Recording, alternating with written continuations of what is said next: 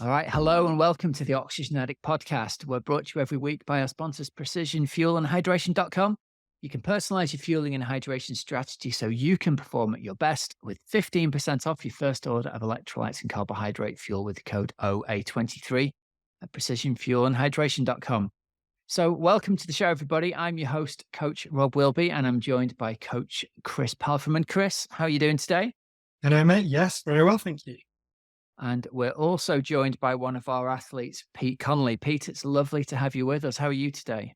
Yeah, feeling very good. Thanks very much. Hey, well, thanks for taking the time to come on. We're going to be talking about your journey to your first Ironman, Ironman UK, and then the subsequent Ironman World Championships in Nice, which is pretty amazing. So we'll get to that in just a minute. So every week we bring you an episode of this podcast to help motivate and inspire you on your triathlon journey. And a couple of things you can do for us. If you enjoy this, please like and subscribe on YouTube or click follow on your podcast subscription service. Really helps the growth of the show. And I was saying the other week, we've seen massive growth of this on Spotify. So if you're a Spotify listener, click and follow on Spotify for us. Doesn't cost you anything, but it's really helping us get shown to new people and helping the growth of the show. And secondly, if you're looking for help and advice with your own triathlon training, please get in touch. There's a link in the show notes, so you can email us at help@oxygenaddict.com to see how we can best help you out. All right, so all that being said, it's feeling like a bit of a long time ago now, back to Ironman UK, but you managed it, Pete. You got yourself through Ironman UK, and in the process, you qualified for the World Championships in Nice this year. So welcome to the show, and it's great to have you with us. Brilliant. Brilliant to be here, Rob. So let's take you back then. Where did you first get this crazy idea of completing an Ironman from? How did it all come about for you? I can't really remember when the Ironman sort of bug got into my mind. The triathlon scene sort of started about 10 years ago. I think it was 2012. I'd done the London Triathlon. And it was all based on, it's only a super sprint. It's not that far. Don't worry about it. Not really sort of putting two and two together to think, if you want to run a marathon, you don't go out and race 100 meters. So I'd, set up everything, and it was just got my mind sort of like blown to go and look at the speeds that these people are swimming, biking and running. And then I tried a couple of others for like another 2-3 years, and then sort of just dropped the whole triathlon thing completely. Stuck to my cycling, stuck to my running. Didn't really do much swimming, didn't do any triathlon at all. I always had this thing about Ironman in the back of my head. Signed up to Ironman 70.3 in Dublin. When that was about, I think it was the only year that it happened.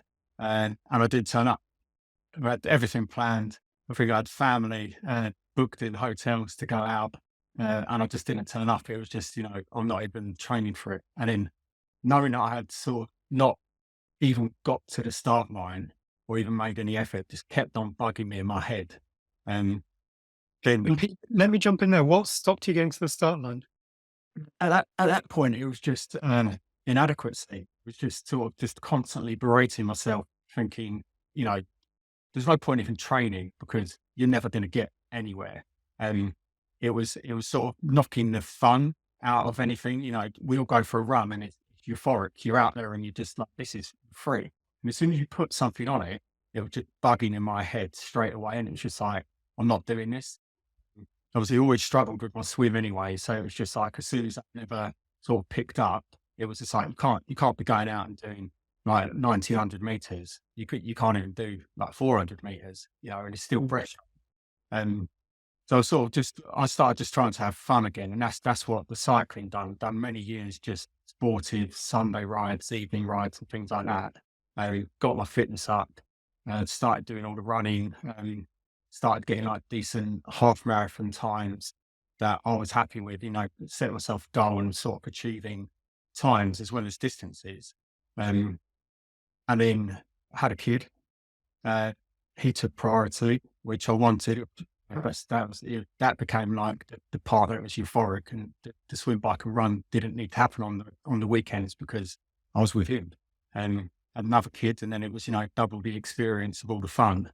And where I sort of saw them growing up, getting into the sports, always sort of, trying to learn to ride a bike. We're signing them up for the swimming lessons, things like that, always running about. I sort of looked at myself and was like, where have I gone? I've put on so much weight that we wanted to go to Disneyland and there were rides there that I wasn't allowed to go on because I was too heavy. And it was just like, what is going on? It's not so that this isn't me. So started going back out on the bike, doing all the small bike rides and bits like that.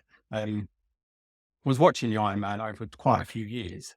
And then I think we watched like the highlight sort of videos from the Ironman UK 2022. And it was like every day I was just watching for the notifications come through. I was like, I'm signing up for this. And done it, paid my money, signed up, and then got that instant feeling where you just sit there and go, oh, what have I done? Like this is wrong. I can't do this. And at that point, it was like, I've got 12 months. So I started playing around on my training picks, which I had myself. I already had like a premium edition and started going, right, how do you take like my basic standard distance, Olympic distance triathlon plan and put that into an Ironman plan? And of course, set myself, I think it was about 10 months by this point that we had until Ironman Bolton. And it was just like, right, double all of your runs, like get up to the distance of a marathon, get up to the distance of a bike, and each week on week, just keep doubling. And then same with the swim, get in there, start from whatever I could do and just double the distance, the percentage, 10% each week, and then have a few recovery weeks. And I think I got to week 4 and it's like, this doesn't work.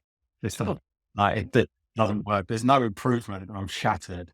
4 weeks is a pretty good start, Yeah, 4 weeks. Not better than they're not. But remember in that time, there was no swim. I wasn't turning up to the pool. And so I then found some other plans, like actual, 36 weeks till the first Ironman. And I think it went up to 40 weeks on some of them, bought all these plans and put them in and was like, right, just follow that and you'll be fine. And I still wasn't. There was something that was just like, do you know what? There's no accountability here. There's nothing. It's just me. If I don't go to training, no one knows. If I do some training out, a decent one, like decent bike out, it's you're only getting your Strava sort of comments. And even at that time, you're hunting down your segments. There was no concentration because there was no accountability. You mentioned that you were, you were doing some bike and some run, but why weren't you turning up to the pool at that? I just wasn't. I just wasn't. It was Why? Eternal pool. I was just going out there and smacking it. And at that point, there was no. I don't think Training Peaks connected with Garmin, so therefore it was the printout where you had your stuff, and then in the end it was like, well, why am I doing all these different sets with different reps? Let's just go out and just do 20 minutes solid swimming, and see what happens. And then it's just like, well, that's pointless. I'm not getting anywhere. Instead of knuckling down on it, I just quit it. And it was just like, no, there's nothing. And then obviously we're trying to find all these different areas of where I could actually target myself to achieve this goal. And then obviously come across your podcast, had a chat with you guys, and it was like, the plans is a plan. It was just another plan loaded into Training Peaks. But there was a bit of accountability with our one-to-one sessions with Chris and bits like that. But I still wasn't taking it seriously. And then I think I got down to, it might have been December, it might have been January. So around 6 months. Just to go back on that, I'd always given myself a goal from the August 2022, that I signed up for the Ironman. I said, by December, I'm going to be able to swim 2.4 miles. That's the goal. And December coming, and I hadn't even been in the pool. There was a couple of times I'd got my feet wet, but that it weren't swimming by any means. And that's not to say I'm not a swimmer. So therefore, whatever we compare ourselves against, it wasn't.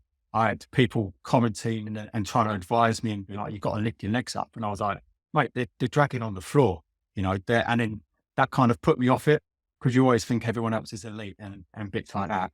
And I went back in January, not completing this one small, minuscule goal.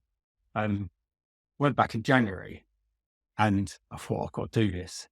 If I don't take this seriously, that it's just never going to happen. It's not just going to be a waste of money. It's going to be one of those things that I didn't turn up to in August, and then the dream of an Ironman is never going to happen again, because I'm never going to press that button again because I've already failed. So I just kept on at it, making sure every session was agreed on training peaks and it was correct on the race ready. So it wasn't do a 30-minute run at e-pace, and then the long runs at the weekend, take them seriously, do them at the correct time, sometimes on tired legs, majority of the time when you're recovered. And it started working. I thought, well, if this worked with the bike and the run, then it has to work with the swim. I've just kept on putting my head down. I think it was every week in January, I cancelled my CSS test. So we never had that. Because I cancelled the CSS test, I did do the FTP test. And then when I did try to do them, this is going into, it's still in January. When I did try to do them, things broke. Like my turbo trainer, was so, it was rusted from where I'd sweated on it, then chucked it into the shed over the years, that it just didn't work. And I was like, oh, now I can't do an FTP test. So that became my problem. And it was just a problem after problem. I'd finally got my mind on it to go, let's do this. And I was just, everything kept hitting me for a problem. I'm going to stop you. I remember some of these early conversations that we had right at the beginning of our kind of athlete and coaching relationship. And I remember actually having a quiet word with Rob when Rob was asking me, so how's it going with this new guy that we've got on TOA? Is he going to be okay for Ironman Bolton? And my instinct was yes, but on paper, everything was saying no. This guy isn't even going to complete a CSS test. I'm asking him to run what we call e-pace, and he's going out and smashing runs. And on these bikes, I'm asking him to do 2 or 3 hours max, and he's talking about doing 5 or 6 hours, and we're in February in the UK. And so everything was telling me, you're going to be okay, you're going to do it, but I don't know why. But now that I know you on a much deeper level, I know why. And it's because you had this inner belief, this inner passion, this inner, I am going to do it, and I'm going to find a way. And it might not be the most conventional times, but I will find a way to stick to the plan and actually get to race day. Because I remember you actually telling me you were turning up to swims and you were sitting in the changing rooms, and we're on, right on the kind of cusp of being in tears as a grown man, thinking, I can't even get in the pool and I can't do my 400 either CSS test or my warm up. Yeah. And, Rob's probably come across this a few times in his coaching career. But the way that you have turned that around in a matter of months is absolutely outstanding. And when we say that we're talking about an athlete here who essentially can't swim, we're not exaggerating. You were a guy that had the mentality of an athlete. Actually, in terms of practice, if you'd see your kind of swim stroke at those early stages in December or January, I don't think anyone would be saying this guy is going to be absolutely fine at Ironman UK. Never mind future goals of, qualifications, doing really well. And this kind of journey that you've been on, the curve has been unbelievable. And Rob, you've probably seen it a few times. And I think that this is probably a feel-good story, a bit of an anomaly of how an athlete has thrown themselves the biggest challenge. Nothing is suggesting that this athlete is going to be fine at this stage. Swim strokes all over the place. There's a huge amount of kind of mental barriers when it comes to the swim. And we're talking about someone that's going to throw themselves into kind of one of the hardest endurance events that's out there. That is it. Yeah. It was actually one of your podcasts, Chris, where you said, just drop the ego. And I went in there because I was having these days, for the whole of February, I was getting ready, doing all the hassle of getting ready to go into the swimming pool, booking it, turning up on the time that you've got your hour slot, and literally sitting in the change room, dressed, goggles on, and just not going out the door. And then listen to one of your podcasts, and it said, just drop the ego. And that day I went there, it was the CSS was on the Wednesday. And I was like, right, I've got to go off plan and do another swim on the Thursday. We'll do this CSS test. And I just got in there. I was like, drop the ego. No one's looking at me. No one cares.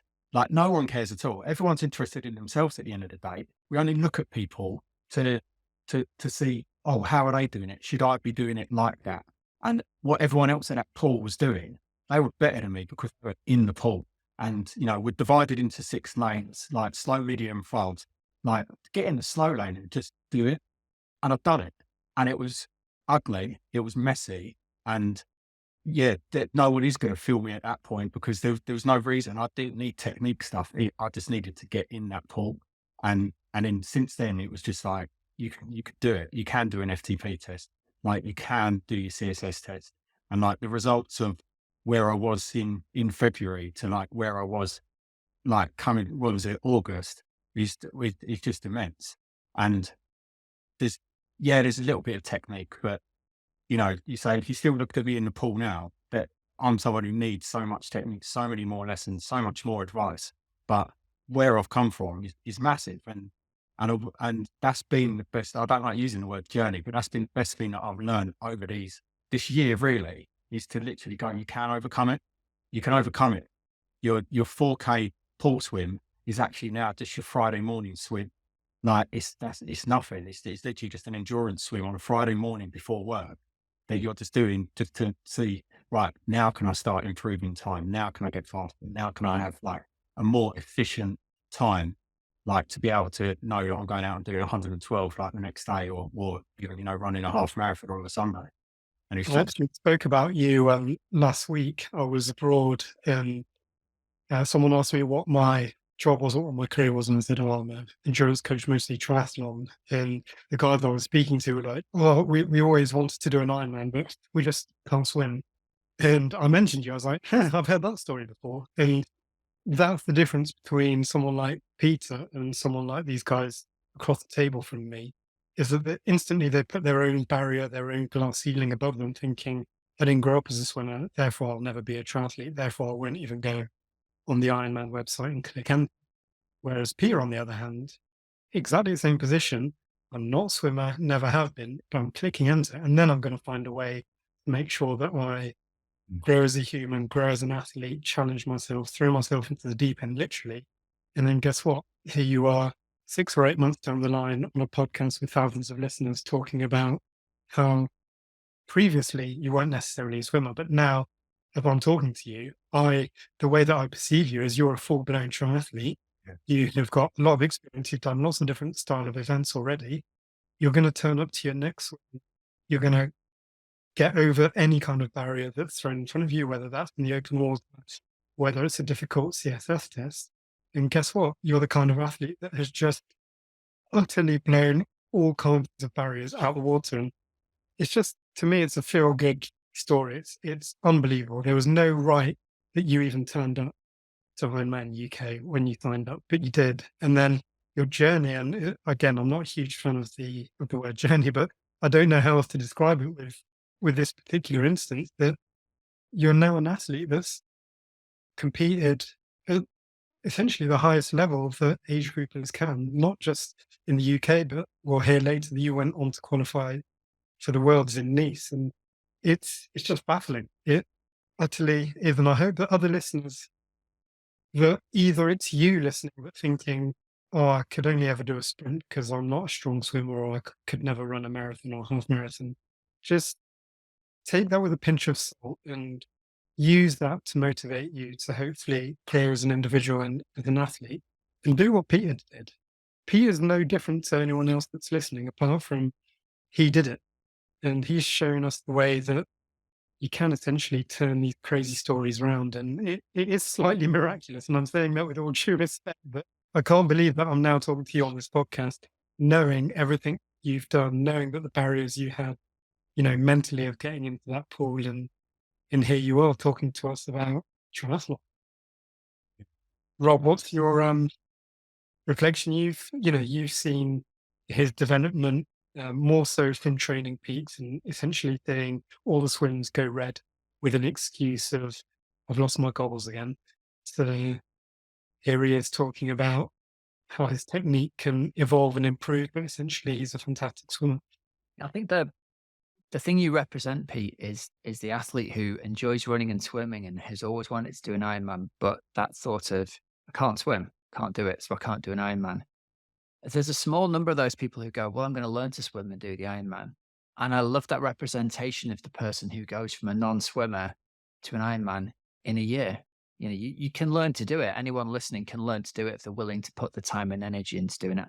I think the extra challenges you've overcome along the way, the sort of the mental barrier to getting in, the fear of getting in the water and all that is marks you apart, which is also amazing. But I want to rewind for a minute and just ask you, because I met you looking as you do now, met you as I don't know, I'm going to guess you, whatever, 75 kgs or something like that. You know, when we met at the training weekend, you were a pretty ripped endurance athlete and you're in really good shape. And you mentioned earlier that you'd put on a lot of weight when you had the kids. And obviously we'd never know that meeting you now. And this is probably wrong of me, but we make this assumption.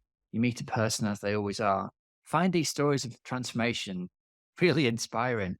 So if you wouldn't mind, will you share with us like how heavy did you get at your heaviest when you were out of shape? Yeah. So I did, it did go up to like 110 kilos. Did it really? Wow. Yeah. And it was one of those things where you just turned around and thought, like, what happened? Like, Yeah.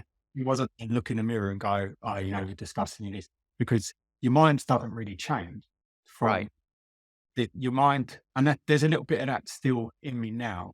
You know, you say all these wonderful words to me, but I'm still sitting there and go, I've got imposter syndrome still. After you've just literally laid out from someone else's point of view, where we haven't said, you know, this is what I've achieved, and then you're reading it off a paper, you're looking at what I've achieved, and then I'm still sitting here thinking imposter syndrome.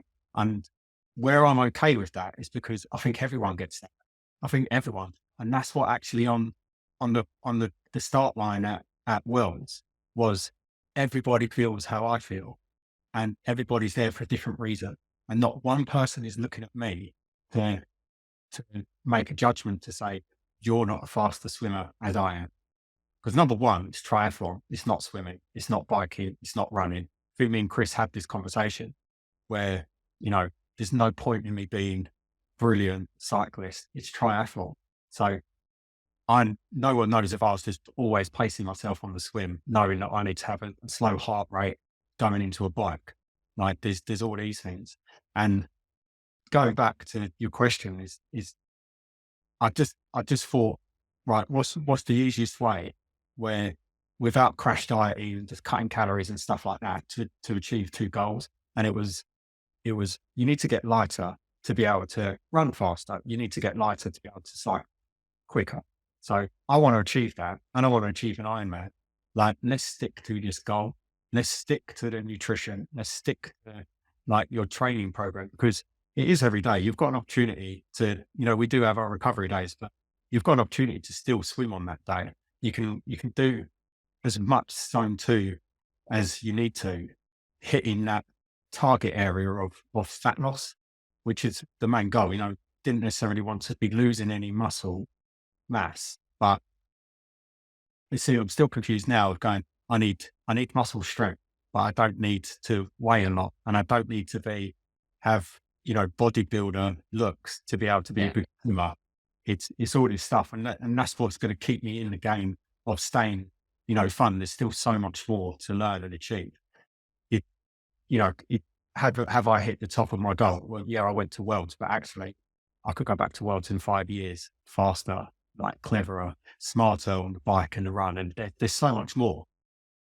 I don't want to make this. Oh, sorry, Rob. I don't want to make this too focused on weight management, but it is part of the story that you're talking about. And so, if at your heaviest you're around 110 kilos, to give the listeners an idea of how things have changed over the years, roughly, what's your average weight over a 12-month period now? Would you say? It's probably sub 80. Yeah. Yeah. Significant difference. Yeah. And you're roughly 6 foot, something like that. Yeah. Yeah. Well, I'll take that. Yeah. I'll take that. Yeah. Not a good day. Yeah. Yeah. That's amazing. And again, I think it's a great enough story as it is, but if you go back to the you that's 110 kilos and can't swim, the idea of finishing an Ironman feels even more remote.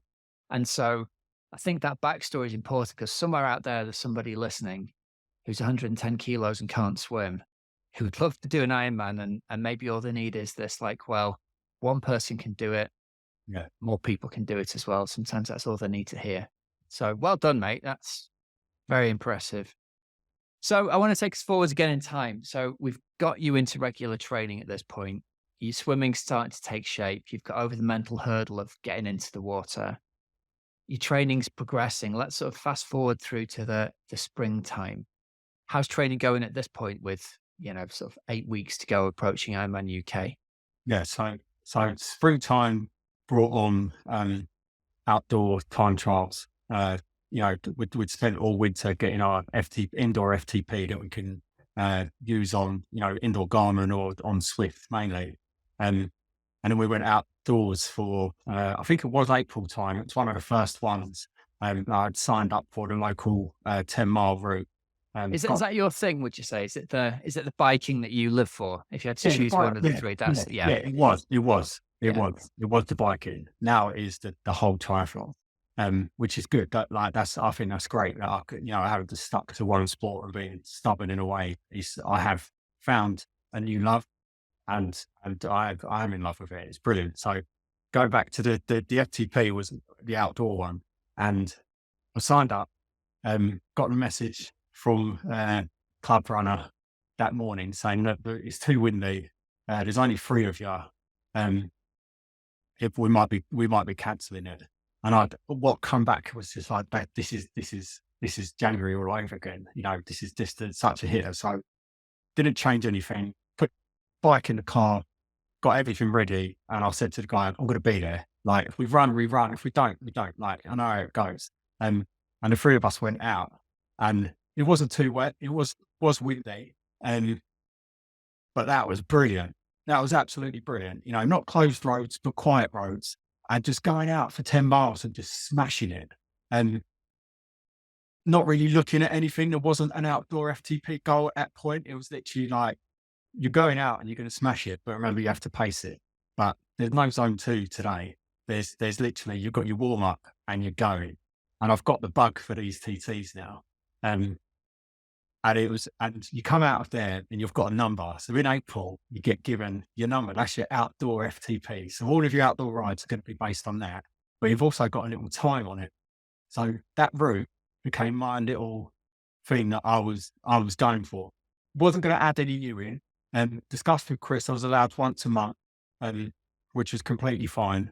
And it just blew. It just went from April, May, June, and I didn't get one. Yeah. So over the 3 months, my FTP was at 212 and I went into Bolton at 303. Wow. Yeah. It just went. And that was just from adding in the fun, obviously like dropped out a couple of the kilos, and built a whole base over the winter. I was just up in the cycling, like indoors, when you don't want to, like 4:30 in the morning, getting up just to literally get it done before the kids are up or before you've got to do something else. And it was just all of those seemed to come into play. And it was like, right, this works. Like this works. And I'm going to stop you there again, because it's just given me so many kind of vivid memories of, I sit behind my computer many hours a day and I'm essentially looking at your training peaks, trying to work out not just physically what's going on, but mentally, whether it's taking its toll and whether we need to back things off a little bit, or sometimes actually push you on. And what you just said there just reminded me of the amount of mornings where I'd wake up early, call it, 6:30, 7 a.m. I'd log into Training Peaks to see what's going on. And you've already done your session. And I just couldn't believe it. And it wasn't just this anomaly of, Pete's done an early one because he's obviously got a busy day. Day in, day out, whether it's a Tuesday morning or whether it's a Saturday or Sunday long run or long ride, every time the timeline was absolutely mind-boggling. And this is what we were talking about earlier on the podcast, where we said kind of what is differentiating Pete's story to a lot of people. And a lot of us, as we're sitting in our comfy chairs, it's getting into October, November here in the UK, and we're thinking, right, what can I do for next year? I fancy taking my kind of challenging myself and seeing what's out there. What's the big thing I could do? We all like the idea of right, I'm going to get up early. I'm going to try and run X amount of kilometers a week, and I'm going to learn to swim, and maybe I'll do a 70.3, or who knows, maybe I'll be able to do an Ironman. The difference is those thought patterns versus, oh God, it's mid-February, it's raining outside, it's AM, and the alarm goes off. The difference is Peter's feet are going to hit the floor, and he's going to go down the creaky stairs, he's going to fire up the turbo, and he's going to be pedaling like a madman. And the majority of us, including myself at times, are going to be wrapped up in bed. And I genuinely think that if I had to explain how Peter got to the point where he is now, how he got completing one of the hardest Ironmans out there, is his first Ironman, and how that kind of springboarded him to be a very accomplished triathlete at World Championship age group level, is that mindset of his feet are going to hit the floor 4:30 a.m. and nothing's going to stop him. He's got 2 kids, he's got a full-time job, he's balancing family life, work life, triathlete life, and he's actually doing it. And I hear so many times people having that ambition, but translating that from, I want to be an Ironman one day, to listening to that 4 or 4:30 alarm and actually getting a bit of buzz and excitement and kind of meaning and purpose to that process on a routinely basis is absolutely outstanding. It really is. It's crazy. I remember going back now, and I just remember like not only when it gets later in the season, you've got to start doing your 30-kilometer run or your 3-hour run on a Thursday morning. You try to work out to go, how am I going to get that done before 7 a.m.? Had done some long runs in the evening and they just didn't work. So it was just like, right, well, 3 a.m. alarm goes off, like you're going to eat, but don't worry, once you've eaten, you can go back to sleep because you've got to be fueled to go out and do like a successful training session. But yeah, straight up 4 a.m. then out at 4:30 and just going out and just smashing it, coming back.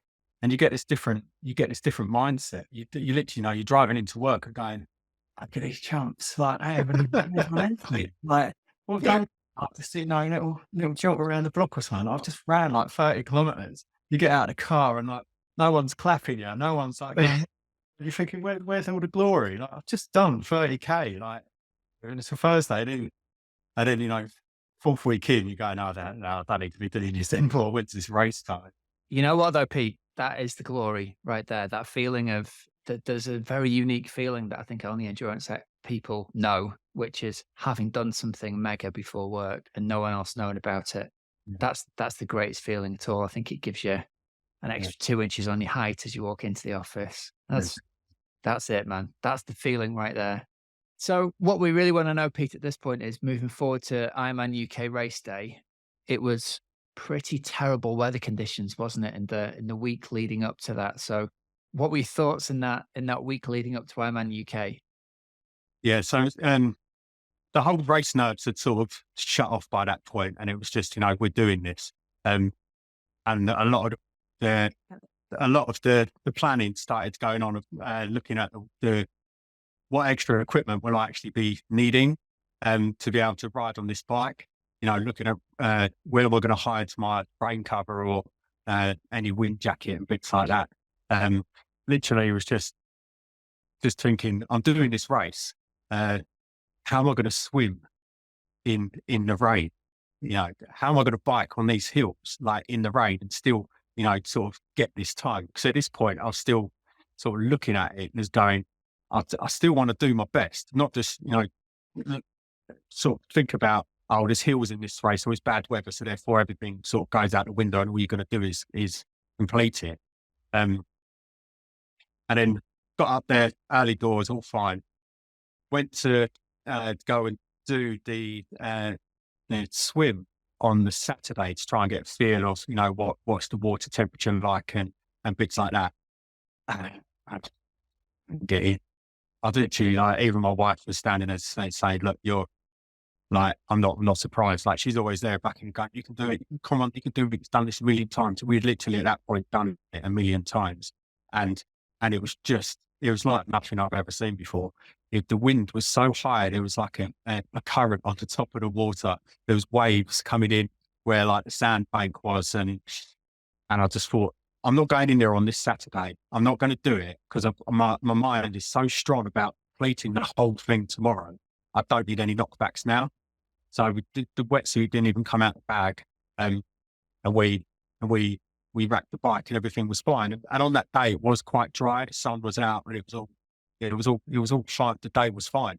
And the next morning, it was the same sort of feeling. The water hadn't calmed down at 6 a.m. It was the same sort of feeling, but it was the day looked fine. You know, it wasn't too overcast. There was no rain at that point and stuff like that. So decided not to go for the raincoat. Took that off the back of my bike where I'd like stuffed it in between my rear saddle to try and make it as airborne as possible. And it just ended up just being, you know, the weather-wise on the swim was fine. Weather-wise on the bike was a different. Sorry, Peter, I didn't mean to interrupt, but I was just wondering, let's break up into swim, bike and run. What was your tactic in terms of getting through that swim? Were you going to throw yourself in the middle of the pack, or did you go to one of the edges to give yourself a little bit of kind of breathing space in your own kind of clean water at this stage? Yeah, you know, so I put myself in the front of in the front of like the 1:30 finish time. So I figured at that point, anyone who wants to go out and smash it, it's got that opportunity. And at that exact point, I realized it was a 2-lap race. So by the time that I'm probably coming back to start my second race, like there was definitely going to be a point that someone's going to, you know, this whole front pack's going to be overtaking me. But my mind was just so set that, you know, this is it. Like, this is what everything has been about. This is this is the cherry on the cake. You know, this is just sort of quantifying all of my training and what it's going to be about. So the tactic was like to go in back of the field and then take the wide route around, you know, not going close to the swim boys and bits like that, giving everyone else an opportunity. And that just didn't happen. I saw the boy and that's what I was aiming for. It was like, I could have brushed my hand against it. I was going so close to it because I figured, right, like don't swim further than you have to. Like get round the course as quick as possible. I've had this conversation with many athletes recently, and I think this is maybe a little takeaway for the listeners, is the fact that there seems to be a lot of stress and anxiety about which swim pen should I put myself in? Do I go in the one slightly more ambitious than my goal time, or actually do I take it easy and go back one? But my recent answer to the athletes has been, put yourself in whichever one is going to give you the best opportunity to do your best swim. For some people, that's going to be, well, mentally, I want to be slightly quicker, so I'm going in the pen just in front. Or for other people, I just want to calm the anxiety and I'm going to put myself one pen back. The reality is, it's not going to make any difference. You've got hundreds of athletes around you. They're all thinking the same thing. So there's a real mixed bag there. And so all you have to do is make the best decision for yourself. So my kind of advice is, don't overthink it. If it's going to chill you out a little bit just to go a few rows back, do that. That's absolutely fine. You're not losing any time because it's all done by chip anyway. Or if you really want to push yourself and you want to surround yourself with some slightly faster swimmers, maybe, well then guess what? You've got the opportunity to do that. And we don't need this imposter syndrome. Oh God, that pen in front is so much quicker. They're not. They've paid exactly the same entry fee. You own that water just as much as the person to your left and right. Don't be kind of bullied out of, God, I shouldn't even be here. It's really not the case. And you see it a lot of athletes are beaten mentally just before their feet hit the water. And I find that crushing, that you go through all this kind of process of training and one decision of which pen should I put myself in totally unravels their kind of processes. So Yeah, I think it's good to hear that you didn't freak out, you didn't panic, you didn't put yourself in a crazy pen. You just actually went where you felt most comfortable, and you still were able to swim well and aim for the buoy, that, you know, the straight line to the buoy, which is essentially what we're looking all athletes to do. Yeah, definitely. It was definitely the training was the time to panic. You know, the training, that's when those mornings before the swim where I couldn't even get in. Little did I realize that I wasn't learning to swim. I was learning to overcome these challenges to be able to stand on that start line and just embracing everything. The whole, like the atmosphere at the beginning is that, they do make it such an amazing event. It isn't just the gun going off. You're there with everyone else. You're walking the line like with everyone else, and everyone else has those same feelings. But actually, you're there and you're so excited. There is no fear. I went into that water absolutely fearless because it was about that day, and it wasn't, what is my result going to be? It was how am I going to feel after that swim? And I've always judged my experiences on how do I feel? What does the camera say as soon as you've done your thing? Not when someone's asking you to pose and it gives a smile with your medal. Like those cheeky cameras that are coming around from all these different bits that you didn't know were there. When I looked back on it, like everything was a smile. Like I'm the only one coming out of the water, like just smiling. And then I saw my wife like 100 meters up the thing. I did it. Like, and it was just like, this is it. And it was like, yeah, you got to go out on your bikes now, mate. Like, don't worry about it. And then it was just like, yeah, now we've got these bike problems. Like, let's go and like complete this next problem. Let's complete it. And then you can go into your marathon afterwards. What a turnaround. And on the bike, you mentioned earlier that one of your earlier FTPs was around 212. Am I correct? 312. So to give the listeners an idea of how things have developed over this Ironman UK ride you did, and I don't know if you remember this off the top of your head, but the normalized power was well within where we wanted it. It was 221 watts for a duration of around 7 hours 25. So you've gone from an FTP of 212, worked your ass off over month and month and month, turn up to Ironman UK, one of the hardest courses in your first Ironman, and you managed to hold 221 watts with a very controlled heart rate for you of 137, which is just, again, we've been talking about how your swimming has developed physically, mentally, all these barriers that you've overcome. But on the cycling, goodness me, 212 FTP and turning that into 221 for 7 hours and a half, essentially, on a very tough course, knowing that you've got bloody marathon at the end of this. It's just, again, the progress that you've made has been absolutely outstanding. I appreciate that. What was your experience on the bike course, Pete? I've always been for people who've never done Ironman UK and they've never seen the course and they've got no idea what the scenery and what the nature of the course is, let's say. Let's give people a little insight into that, shall we? Yeah. So it is one of the hillier courses. It is one of the hillier bike routes, and it's understatement. Yeah, it's a 3-lap course. So it's not like you can hit a hill and be like, that one's done, let's go on. You're going to see it again twice on the way around. The first lap was fine. The first lap was manageable. By this time, you were getting into late morning, so the wind did start picking up. You start out on the little bits of the flat, but as you go up the hills and you're ticking them off, you just notice that there's just the wind. You're so exposed. You're out in the countryside. It's beautiful, and you've got you're seeing the cows, you're seeing the sheep, you're seeing all of everything it has to offer. So as a course in general, it's beautiful. On your Sunday ride, if you wanted to go around and do a 40-mile loop, go for it. It's lovely. But during Sean Brace Day, it was just the wind. It was just the wind. We'd been practicing descending on the hills in the TOA UK camp. I learned how to descend, and I was so confident to not worry about my swim time or am I going to go and smash this bike.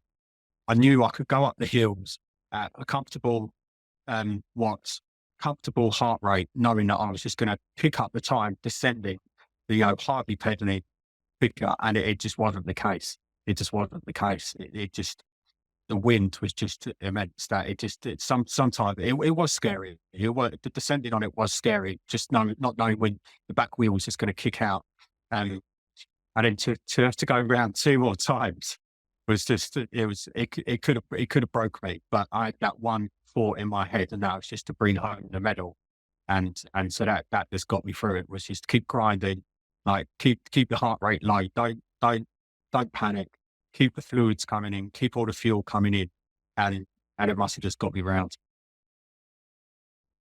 Which brings us on to the run section then, doesn't it? So it's almost unbelievable for people who've never done one of these things, but like for most people, running a marathon is the pinnacle of what they're ever going to do in an endurance world. And you've already done what felt like a life-threatening swim and a life-threatening bike for 7.5 hours to even get to the point where you get to pull your trainers on for the marathon. So first up, how did you feel getting off the bike and getting ready for the marathon? Even though I'd been on the bike longer than any sort of time I'd ever done in training, but I felt okay. I felt all right. There was no jelly legs. There was no panic during T2. We'd practiced this. I'd practiced transitions. I'd practiced many bricks coming straight off the bike on a run on a Sunday training ride. I felt okay. There was no nerves. It was just, right, we've got to do 4 loops of 10K plus a bit. We're just going to count it down like one step in front of the other. And that's all it is. It isn't a marathon. It's just the next step. Let's take one more step. And things sort of went all right. I think it's because I'd fueled correctly on the bike to enable me to feel as if I was at just fueled before my normal Thursday run, and we were going to go for it. I felt good going into that run. I'm gonna pick hairs on this one, and this is certainly not criticism, but it's somewhere where you as an athlete can learn, and same for the listeners, that when we look back at how you set that run up, I think that in the swim you did spot on and you hit your targets and your goals. When we look at the bike, your first lap of 3 was, I call it, slightly overbiked, and you were at 230 watts for that first lap. Yep. And the second lap went to 222 watts, and then your third lap went to 210. So you can see that we're kind of engine is dipping in terms of power output, but I do feel that you didn't fully overexert, and you were still taking on that nutrition that we were looking for. But if we were to kind of click our fingers again and have that same course, same day, I'd love you to flatten out that line and actually just be hovering around 210 to 215 for all 3 laps.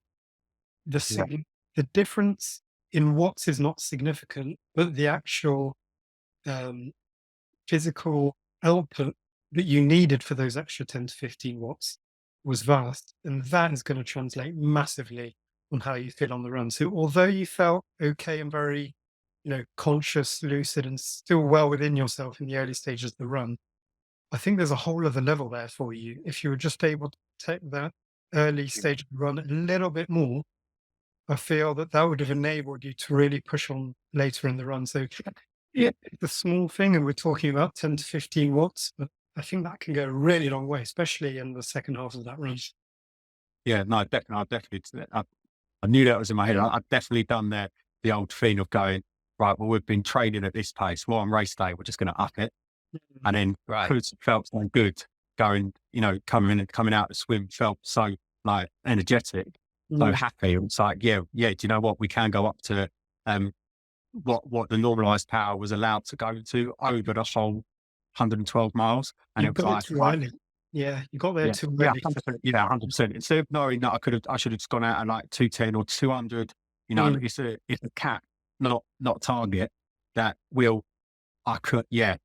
I should have allowed myself to build rather than thinking, oh, do you know what? I've done well on that lap. Let's go and do it again. And then being like, no, this ain't happening.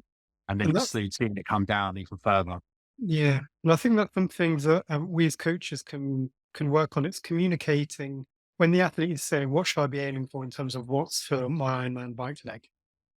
We instantly jump to the conclusion of, let's say 75% of FTP or whatever it might be for the various different athletes.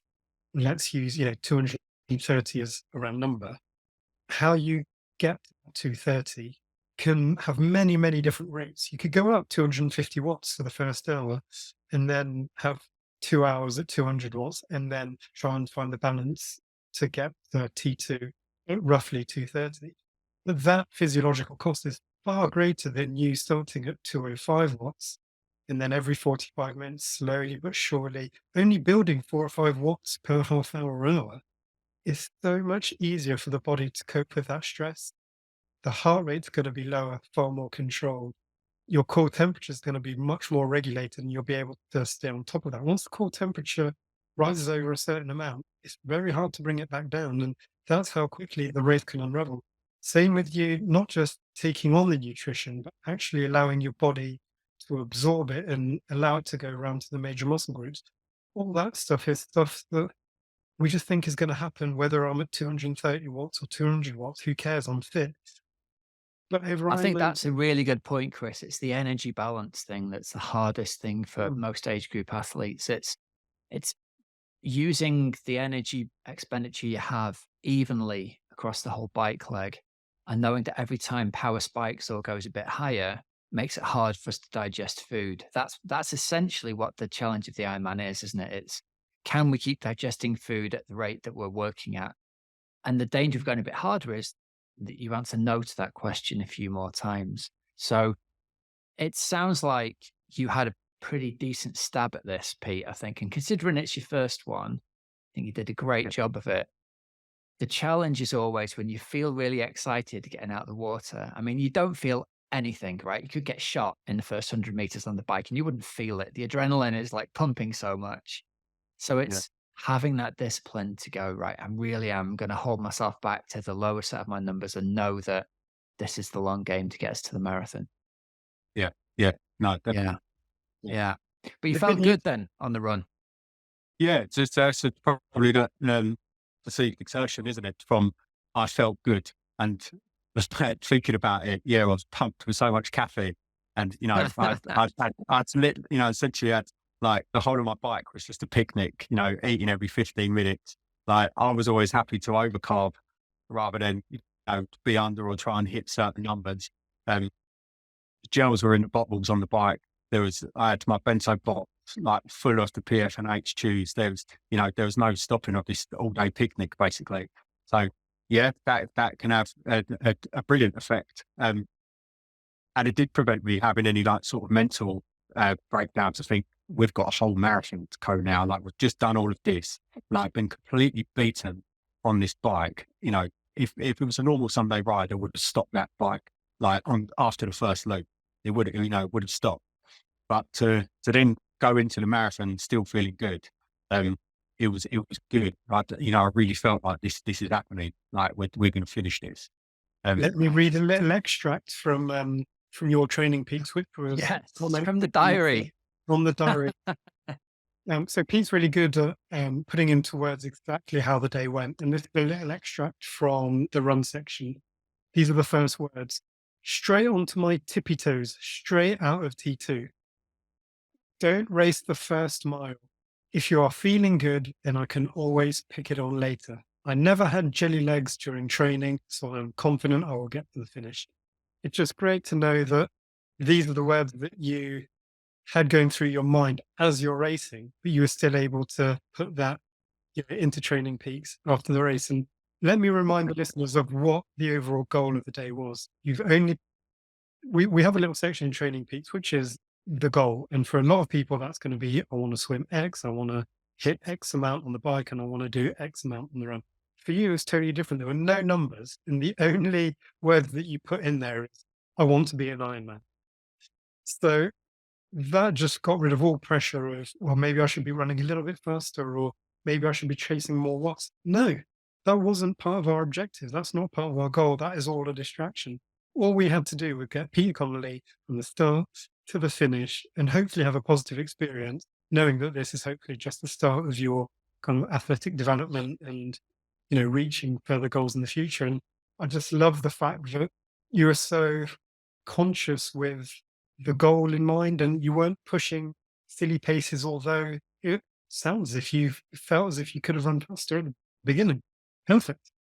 Yeah, agree with that. It's just trying to think now to They always thought, you spend all this time training for it and then you go and do it. You don't forget bits, but felt good going out onto my run. First aid station, mile 1, cramps. That's literally what happened. And then that was, look, the clock's ticking. What we're going to do? Like, let's, I hadn't really got cramp in the run at all really during any training sessions. I knew I'd been taking my salts. Was I unsalty? Possibly. Let's just up it, up the salts. And after mile 1, got back out there and literally started running again. Cramp went, knew it was there. So did start to take stuff a lot more cautiously. But yeah, the cramp just didn't leave me for the whole time. And did you manage to manage that all the way through? Sorry, Rob, I have to read this. No, go on. As Peter's talking, I've got the comments in front of me. And at this point in the race, in the comments, it says, I get out onto the hill of the park and boom, cramp. Now I'm in my head. What am I going to do? I cannot walk 24 miles. This isn't the point of doing an Ironman. I didn't want to just complete at this stage. I wanted to compete. Then in my skinhead tattooed angel appeared with a buttload of salt tabs walking up the hill next to me. I felt like a drug dealer back in Crompton back in 1980. I asked him outright and clearly 3 times, "Are you sure you want to share these with me?" He said yes, and I promptly accepted his bag full of around 50 tabs, and I swiftly jogged on to the next aid station. You've just been on a hell of a journey. I don't really know what's going on there, Peter, but it sounds as if you've had some crazy flashbacks and you were just reaching anything and everything and dying for something. Yeah, 100%. So like, there's the Bolton Run is a 4-lap course of 3 miles up a road and 3 miles back. And in between it, you run around the park. That park's got a couple of swift spikes. Any normal day probably wouldn't take you 15 to 20 seconds to sort of get up there and carry on. But on this day, it felt like they were 20 minutes of time. And it must have been on the second loop. So after mile 6, and I was just on my knees, just trying to get this cramp out the back of the hammy.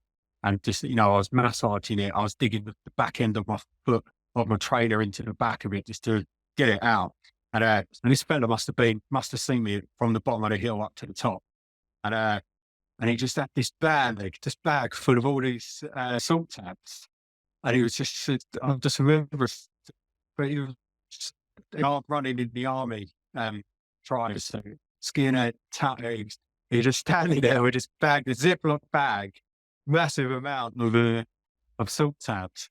And he said, do you want them? And I said, oh yeah, I'll have one. And he was like, nah, mate, you need more than one to get rid of this. Like, do you want them? I said, like, I can't take them off you. Like, I feel bad at this point. I've started walking with him. And he said, just have them, go for it. And he was just like, I took them, I stashed them down my bib belt, my running belt. And I just done my little shuffle and just picked up the pace to get away in case he was like, I didn't mean all of them, but I took all of them. And as I was going on, kept on seeing other people struggling with bits like that, started dishing them out. Every aid station, anyone that was grabbing a water, it was like, mate, there's a couple of, like, here you go, take some. I don't need them, I've got loads. And it must have just, like, the next time on the bike that there was like less salt coming in, less sodium, less electrolytes, and you could have played a part on it. You never know really, but this guy just saved. He definitely saved the whole of that run experience just from 5 seconds out of his run that probably didn't stop anything. I didn't get his number. I looked up to see if he finished. In some ways, I don't want to know. I wouldn't be able to comprehend it if he didn't finish for whatever reason. But yeah, it just shows like that, like what Ironman is about and what triathlon is about. And it's no man left behind. It's your own race. You don't have to be 5 seconds out of his time. Save me hours of walking that day. So yeah, definitely appreciate that. let me read the final few words of Pete's report. He says, as I turned around the final corner and saw that magical bell, I was all over it like I was 9 years old, ringing the school dinner bell for my third helping of turkey Twizzlers before Jamie Oliver took them off the menu. Everyone knew I was coming, and I roared down the red carpet over the line, ruining any chance of printing a nice photo for the living room wall. But guess what? I just became an Ironman. There we go. We'll use that as the cover photo for the podcast. We'll have a copy of that off you, Pete, and we'll have it so people can see it, because it's such a great photo. It's not pretty. It's not pretty, but it was done, and it's just the emotions from it. It does bring back that, all of these doubts that I had for myself. I just got it. It happened. I did become an Ironman that day, and no one can take that away. Yeah, 100%. Okay, so post-race then, Pete, you finished, you got your amazing finishes photo, which people can see on the cover shot of the podcast, hopefully. The next day, what did you decide to do? Tell us how this story wraps up, because I think this is one of the best gifts from the Ironman gods ever. Yeah, so we definitely wanted to get the full Ironman experience, and this was going to be my only Ironman I ever do. So decided that we had a bit of a late checkout in the hotel and didn't have to rush back for anything. So we headed back down to the expo, the Athletes Village part, to see if we could get any more merchandise, basically, all the hats, the hoodies, the tops, the bottles, the badge, the emblem for the car, everything Ironman branded to let everyone know that this has happened. And at that point, the award ceremony for the elites and the winners was happening just as the expo closed. Same place, same location. It was at Bolton Town Hall. So we decided to go in and cheer on all these people that had competed in the same race that I had, but had done epic and had finished at quite a decent level. So as you go in, I don't know if it's a new part to the Ironman experience, but you get a fabric tag now, and on it has a QR code. So as you go into the hall, they scan your QR code. And at that point, I didn't think much of it. Started watching all the ceremony sort of happen with the first age group was coming down all the way down to my age group, where it sort of had this exciting feeling that they were probably going to call my name.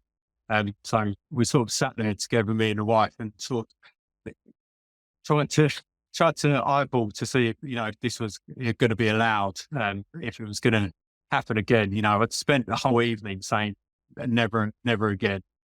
Spent all the way up to midnight when we went out and watched the final finishes come in. Said never again. What an experience! It's brilliant. I've never put myself through that. And then the name got called out, and it said, Peter Connolly, do you want a space? And I must have jumped out of the chair. I was so elated, and I said yes.